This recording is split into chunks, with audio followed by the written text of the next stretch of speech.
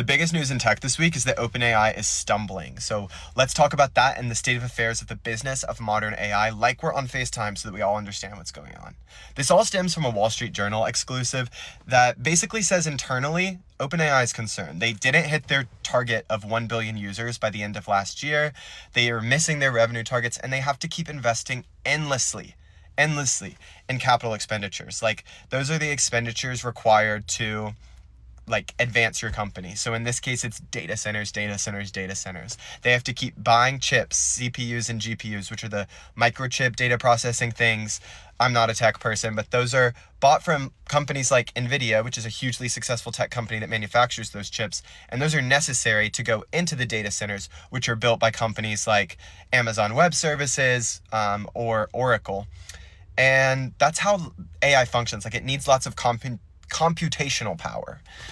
And it needs a lot of electricity. It doesn't need as much water as people think. It does need a lot of water, but like almonds and hamburgers need a lot more water than AI. So I'm confused about why that's been everyone's central focus. I'm way more concerned about our electrical grid and the fact that we need so much electricity to fund this AI.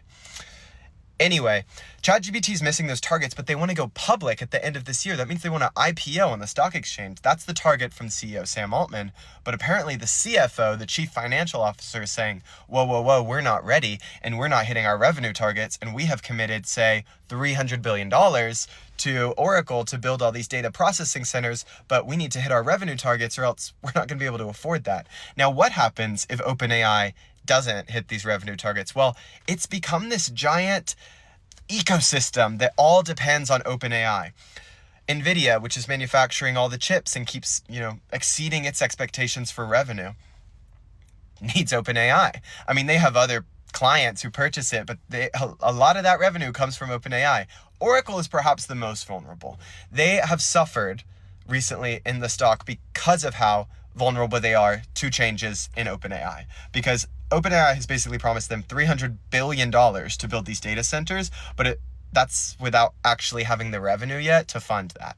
Now, why is OpenAI struggling?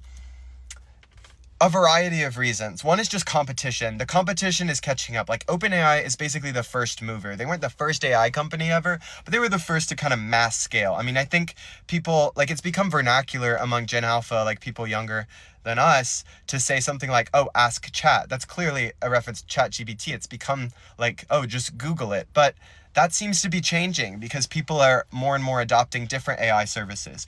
Google has their Gemini. Whenever you Google it, just shows you that AI summary or whatever. And that appears to be eating away at the people that use ChatGPT, which is OpenAI's company. Anthropic is a little different. Anthropic actually has way fewer users than ChatGPT and OpenAI, but they seemingly make more revenue. Now, OpenAI would dispute that. There's been a lot of back and forth about what counts as their revenue, what should count, but Anthropic appears to be hitting $30 billion annualized revenue. ChatGPT, I think it's $25 billion, somewhere around there. There's disputes about what should count, but at the end of the day, it does seem like Anthropic has this winning strategy. And what their strategy is that they've positioned themselves two ways. One, as the more moral AI company, like they fought the Pentagon so that they wouldn't use their AI to do autonomous missiles or data surveillance. ChatGPT came to some type of agreement with the Pentagon, and it seems like maybe they said they don't want it used for that either, but the fact that Anthropic made it this huge marketing decision to fight the Pentagon on this issue makes it seem like they're more moral. Plus, Anthropic actually has a head of philosophy who used to work for ChatGPT but didn't think that they were doing enough to protect people. And so she's actually in charge of teaching the Anthropic AI morals and creating a constitution to protect users, which I find interesting. Also, Anthropic appears to be targeting making themselves the premium AI. I mean, they are throwing a party with Graydon Carter, the former editor of Vanity Fair, who throws this wild party in Cannes, the film festival, every year. And now they are partnering with him to throw a party at Cannes. It's just a little ridiculous, but it's a wise marketing strategy, I guess, to make it seem like you're the cool premium AI that people use. I mean, at the end of the day, it's about probably which one's computational power is better. I think coders believe that Claude is better, which is Anthropic's. But still, at the end of the day, the average person still uses ChatGPT. They still have almost 1 billion users, way more than Anthropic. But I just wanted to bring this up because if ChatGPT cannot meet their revenue targets, it would have mass reverberations in our economy. I mean, so many different companies from Microsoft to Amazon to Oracle especially and Nvidia depend on ChatGPT and this AI infrastructure. I mean, our entire economy is basically propped up on the building of data centers. And you can disagree or agree with like how data centers affect communities. It doesn't seem like they add a lot of jobs, but I guess they are adding to our GDP growth because they're basically the only thing people are building right now.